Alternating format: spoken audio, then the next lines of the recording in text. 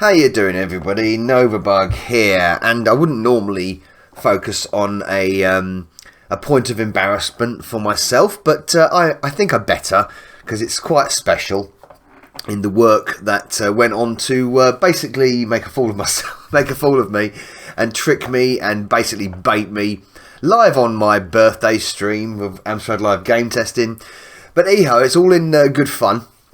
So before I start the video and before I show you what the clip and show you the program that was written actually to rickroll me, as it were, a little bit of a backstory. So this involves the game Chase HQ 2 Special Criminal Investigations. Now, in the Amstrad community, you'll probably be aware that that game is notoriously like the holy grail for the GX4000 console and the Plus machines. It was released, apparently, back in 1991, but only 2 copies have ever known to be found to be in existence with their cover art and boxes. And I think the last one auctioned off way back 11 years ago in 2010 for over £900.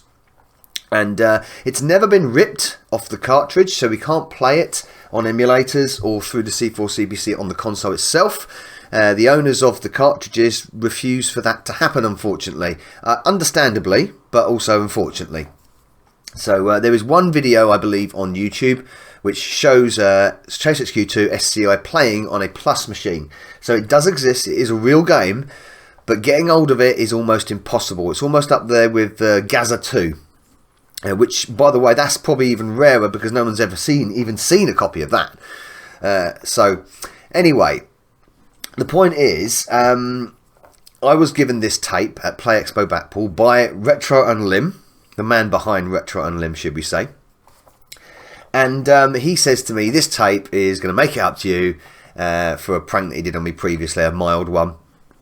And said, it's the first time it's ever been seen. No one's ever seen this before, and it's a beta copy. It's a beta copy, he says. I said, really? Okay. So, bit of a degree of intrepidation and suspicion, always, but I went with it anyway. And that was my mistake. I shouldn't have gone with it. I shouldn't have bloody believed him. So it was a clever prank. I give him that. It's a nice joke. Interesting mixed feelings afterwards for me. But anyway, let's get into it. So the game obviously was released on the ZX Spectrum, and I do believe that the title screen that was used to replicate this fake Amstrad version was based off the Spectrum loading screen, so it gives it a little bit more authenticity, because it was, funnily enough, the original game is reported to be just a Spectrum conversion, so that gives it a little bit of, should we say, authenticity. The second thing is that it never came out on the CPC. It wasn't even reported to come out on the CPC, just the GX4000 and the Plus machines. So when I was loading it up, and I'll put a link in the description to this in the box at the bottom. When I was loading it up, I was like, this never came out for the CPC. It wasn't even reported to be developed for the CPC. So I started to get suspicions, but then I dropped my guard completely and fell for it, and absolutely fell for it, and it is going to happen. And then, of course, it turned out it wasn't.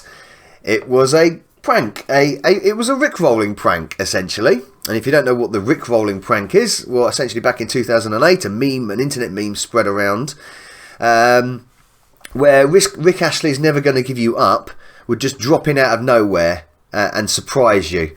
You were expecting something else, and Rick Astley's cheesy 80s pop song would suddenly just start playing, and that's what's called a rickroll. And with this, you not only get the music in AY form, you know, nice rendition, very nice rendition, a full rendition as well on the AY chip of the Amstrad, but also a lovely picture of Mr. Astley himself, Astley himself. So I've got to give props to the person who developed this joke, this program. It goes to, I'm accredited to Tech Nick. He's one of my followers and one of my Bug Army members actually as well, and he's a real nice guy, real nice chap. But he went to meticulous work to build this program to make sure the joke went well, and it did, and it worked. I mean, it was brilliantly done. Several tricks that he used for example, was looping the load so that it would take a long time to load, because that gives it, again, more... It feels more genuine if it loaded straight away, because literally all it's loading is a couple of screens of graphics and the tune. That wouldn't take long at all. It's not loading any game. So of course, to loop the loading, so basically what it's doing is loading the program, dumping the memory, then loading it again, dumping it, and so on, until eventually, right, that's enough time has passed. It feels like it's a genuine load. And there's also, the file names are blocked as well, so you can't break into the game. Very clever. When it comes up to loading, it says SCI beta, because I was told it was a beta copy. It even says it on the title screen, title in inverted commas, and then it starts playing. It starts playing the tune, and you don't recognise it at first. And this is another clever thing.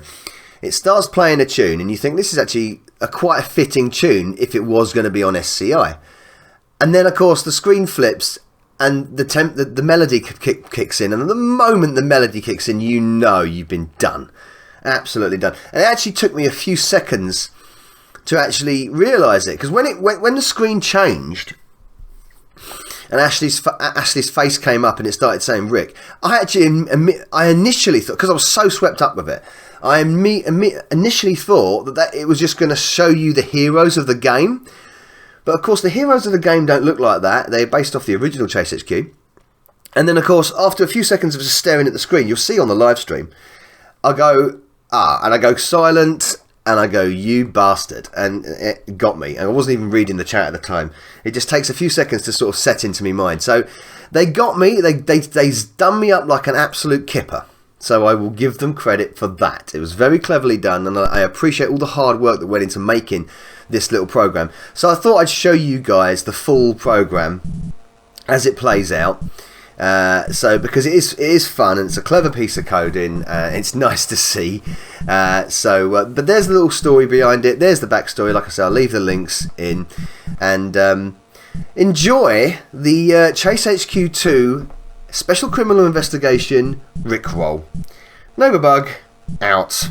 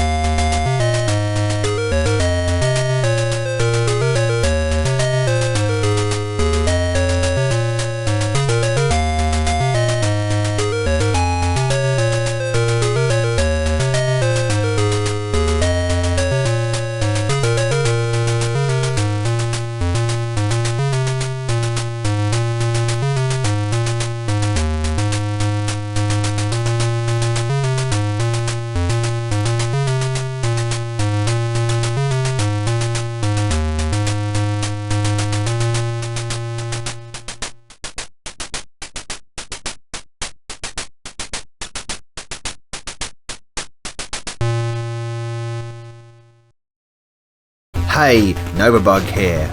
I do hope you enjoyed this video. Please support the channel by liking and commenting, and of course subscribing if you haven't already done. If you would like to support me further, please consider joining my bug army via Patreon, and also don't forget to follow me on Facebook, Parler, BitChute and Twitch. And a salute to my bug army generals Sam M, Sweet Nanak, Pete Walker and Shadow 80. Thank you everyone for supporting me. Novabug out.